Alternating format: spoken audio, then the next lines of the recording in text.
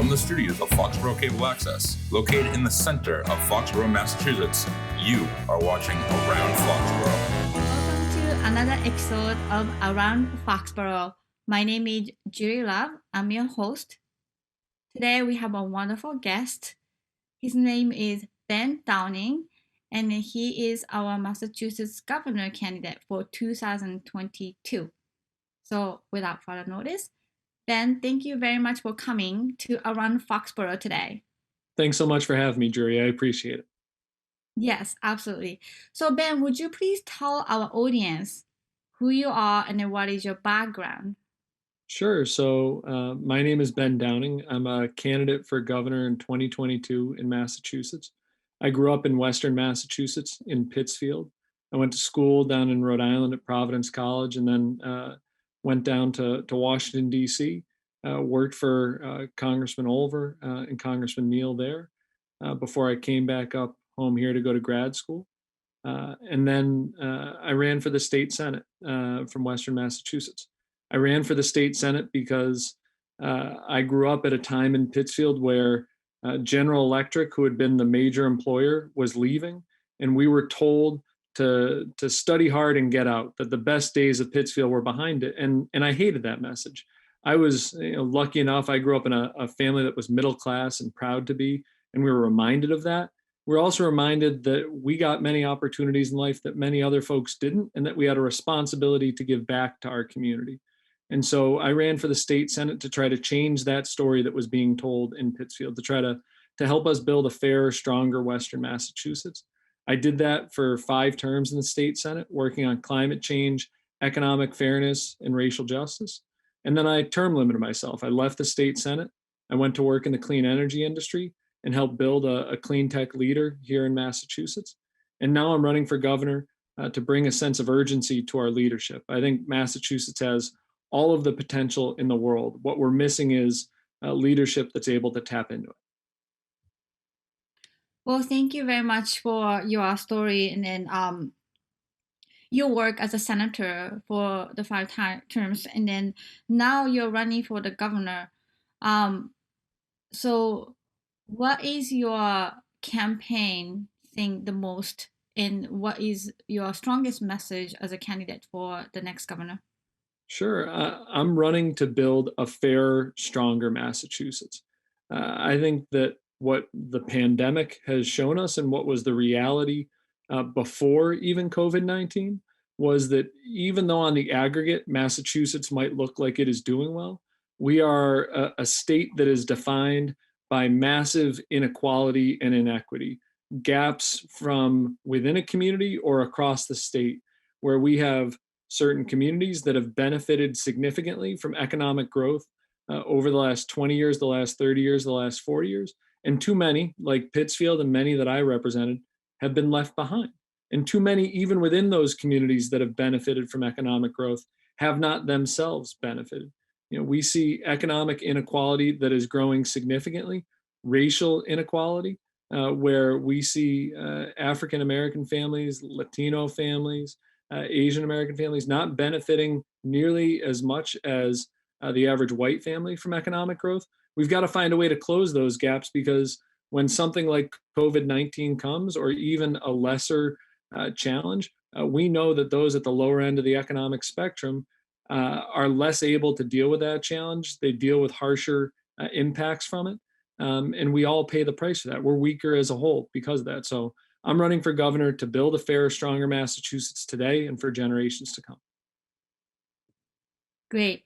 So personally, when you were growing up, did you always wanted to?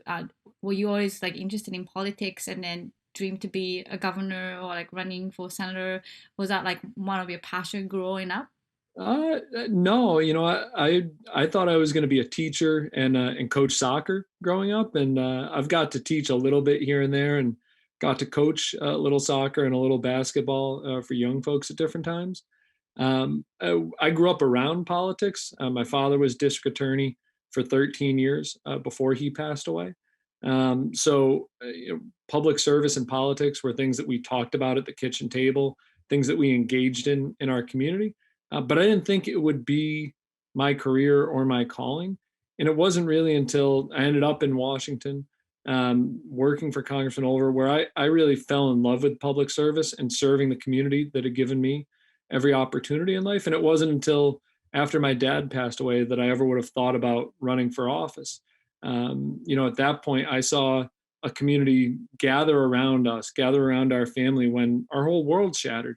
That community was there for us. And I wanted to fight as fiercely for that community as they had fought for us. I wanted to give back some of what they had given to us at our darkest, most challenging time. And, that's what pulled me into public service, pulled me into politics more than anything else. Great. So thank you so much for that. Now, how can people learn more about you? And then is it a website, social media, Instagram? Would you please tell us? Yeah, absolutely. So the website is ben4mass.com, benformass.com. You can follow me on Twitter at Ben Downing MA. The same handle on Instagram. We have a Facebook fan page as well. And as we start to build up the team here, we'll certainly have our own TikTok channel, YouTube, you name it. We're going to find a way to get to everyone where they are and communicate with them using all of those. So I'm excited to try them all out. We've done several Instagram lives already. We've done several Facebook lives. We've done a Spotify sort of what we're calling Ben TV series as we roll out our policy platforms. We did one of those around our climate plan, and we'll do so around the subsequent plans that come down the line as well. Wonderful. So people can follow Yeah, your social media, and which we will post that later. great. But anyways, so I really appreciate your work as a senator and then your work at the DC. And then I know it was not your first vision to run for the governor, but now you are in it. You are in the campaign. How excited are you? And then how maybe anxious is it? Maybe more anxiety, more passion, more excitement? How are you feeling right now as a candidate for the Massachusetts governor? I think it's an equal mix of both, Jury, in that I love getting out there and talking with people, hearing from them, listening to them, hearing what they're worried about in their community, what they're excited about, the opportunities that they see, and the solutions that they see to the problems in their communities. I love that interaction. Obviously, that's tricky as we launch a virtual campaign here, but more and more we're getting the ability to interact with folks. So I love that. If I'm anxious about anything, it's about being around my boys enough. My son Malcolm will turn 4 at the end of the month. My son Eamon will turn 1, and being around them and my wife Michaela. I mean, that my family's my world to me. And as much as a big part of me doing this is to do this for them, I also know that every time I'm out at night that I'm visiting with different folks. Tonight I don't get to tuck them in, and that's enough to make you a little bit anxious. I see. But I appreciate your passion and then talking to people. But as a governor candidate, I know you as a senator that you have talked to many folks in our community. But now, as a governor candidate, it leveraged the question and then maybe interaction level and then people's concern. How did it change maybe drastically? Maybe not just being a senator, but now this face of the candidate for the governor. It's a much broader set of issues that people want to talk to you about. So as much as I represented 52 communities in Western Massachusetts, they were a unique sort of set of challenges and opportunities that the elected officials in Western Mass would address there. Now I'm broadening sort of the set of issues that people want to talk about, the different versions of those issues. So while there are educational issues in Western Mass, they're going to look a little bit different in the Metro West. They're going to look a little bit different in the core Boston community. They're going to look a little bit different on the Cape, the North, the South Shore. And that's one of the challenges. One of the exciting things for me then is figuring out how we can connect them and how we can build a coalition, not just to win a campaign, but build a coalition to address the common threads that connect between and among all those issues on climate, on economic fairness, on racial justice. So It is certainly a broader set of issues, but also a lot of common ground, and I think a lot more than we give ourselves credit for. So, of all these concerns that you are gathering, and then as the candidate for governor of Massachusetts, do you have any tangible plans on your website or something that you can share with us at the Around Foxborough today? Sure, yeah. So the first of the dozen or so plans that we'll roll out was our climate change plan. We rolled it out last week.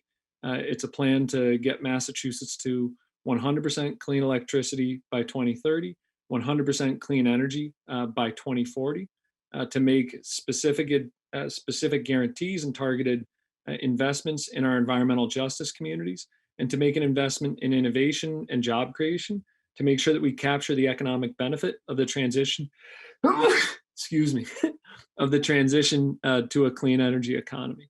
And so that's the first plan that we rolled out. It will by no means be the last plan.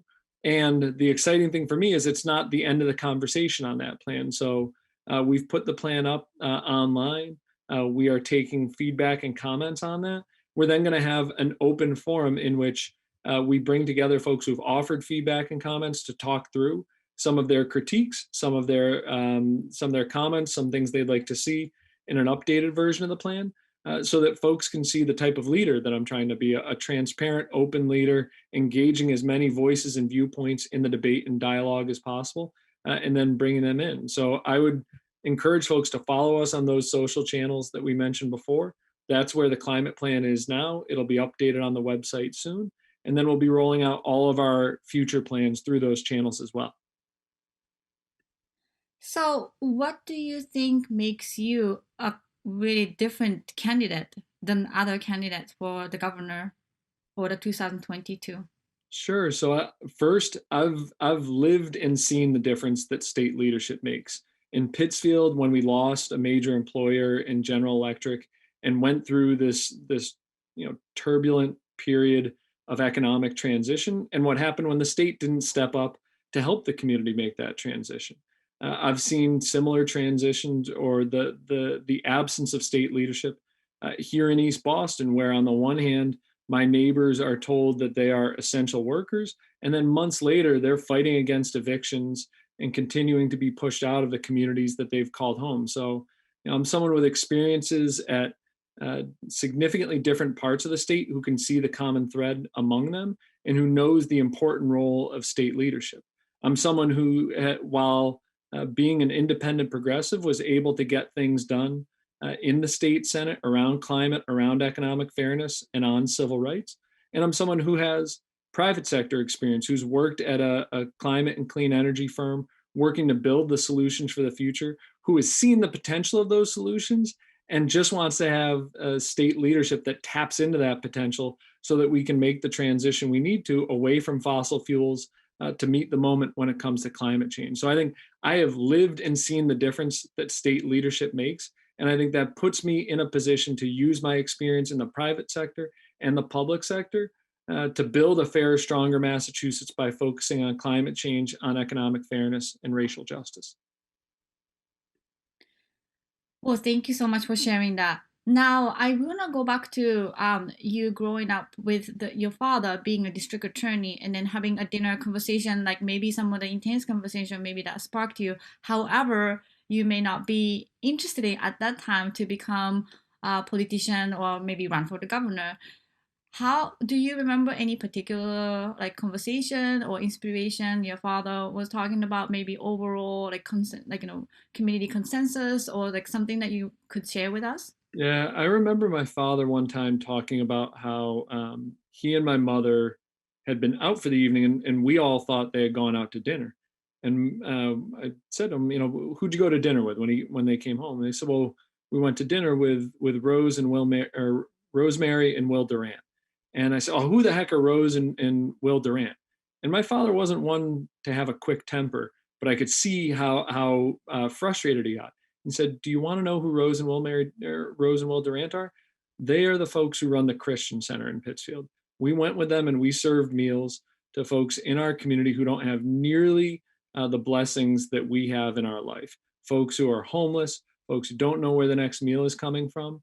Know that there are people like Rosemary and Will Durant in our community who are fighting for them, and you should always stand with them. And those are the real heroes in our community. And so as much as that wasn't about politics per se, it was about the responsibility that we have to one another in our community and who the real heroes in our community were. Right? It wasn't my dad saying the guy who runs the bank is the hero. He wasn't saying whoever runs the hospital is the hero. He was saying this servant leader, Reverend Durant and his wife, were the folks that he emulated. And I don't know that it stuck with me at that time, other than I could see my dad get pretty worked up about it. But I know over time that moment has always stuck with me. The who you value and why you value them. Well, I truly appreciate that. Now I want to jump into another question about you worked in DC and then seeing Massachusetts from outside. How do you say the need of Massachusetts as a state of other state in America, and then maybe the challenges you saw outside from the Massachusetts while you were in DC, and then what knowledge that you gained of seeing Massachusetts objectively to enhance our state or bring up some challenges or issues. How would you explain Yeah, that? yeah. And so I would add to that, Jerry, both the time in DC, but also over the last few years while I worked at Nexamp, it was my job to lead our expansion outside of the Northeast. And that also informed how I look back at Massachusetts, the opportunities that we have, the challenges that we face. And I think Massachusetts is in an enviable position, right? We have all of the resources to solve the big problems that are facing us. Many other states would look at Massachusetts and trade positions with us in a heartbeat to have access to the same resources that we have, the educational institutions, the community spirit, the organizations, the talent, right? Like so much that we have here in Massachusetts. So on the one hand, I think we're in an enviable position.